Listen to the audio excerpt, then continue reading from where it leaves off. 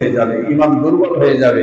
একটা জিনিস মনে করতে হবে যে এক হাউস ভর্তি দুধের মধ্যে যদি 1 ফোঁটা ভিনেগার মারা যায়, এক হাউস মানে 10 মণ 20 মণ 50 মণ দুধের মধ্যে যদি 1 ফোঁটা ভিনেগার মারা যায়, এই দুধ ঠিক থাকবে?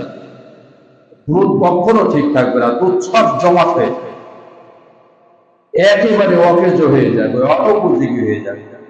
কিছু কিছু খাবার আছে, আবার কিছু কিছু কাজও আছে, যেরকম ইমানদারেরা যদি ইচ্ছা করে কোনো গুনাহের কাজের দিকে যায়, তখন ইমানদারদের ইমান গুলো, নেকি গুলো সব নষ্ট হয়ে যায়। ওই ভিনেগার করার কারণে যেরকম এই দুধগুলো সব নষ্ট হয়ে গেল, একজন ইমানদার ইচ্ছাকৃত ভাবে যদি কোনো আনন্দ উৎসবের বিধর্মীদের কৃষ্টি কালচারের ভিতরে প্রবেশ করে, তাহলে তার ভিতরে যতগুলো নেকের কাজ ছিল, ওই সব নেকগুলো, ওই দুধের গুলো সব নষ্ট হয়ে যায়, পচে যায়।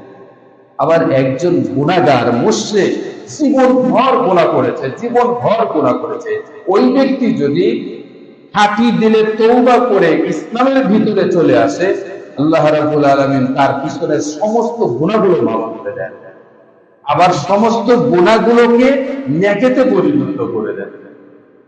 কিভাবে নেকিতে পরিণত করে দেওয়া হয়? এই যে যারা নেকের কাজ করছে, নেকের কাজ করার পরে ইচ্ছা করে গুনাহের কাজের দিকে যখন অগ্রসর হয়েছে, করেছে, তখন তাদের আমল যেরকম পচে গেছে, নষ্ট হয়ে গেছে। আর একজন গুনাহগার মানুষ যখন দ্বীনের পথে চলে আসছে, তার পিছনের সমস্ত গুনাহগুলো আল্লাহ নেকিতে পরিণত করে দেয়।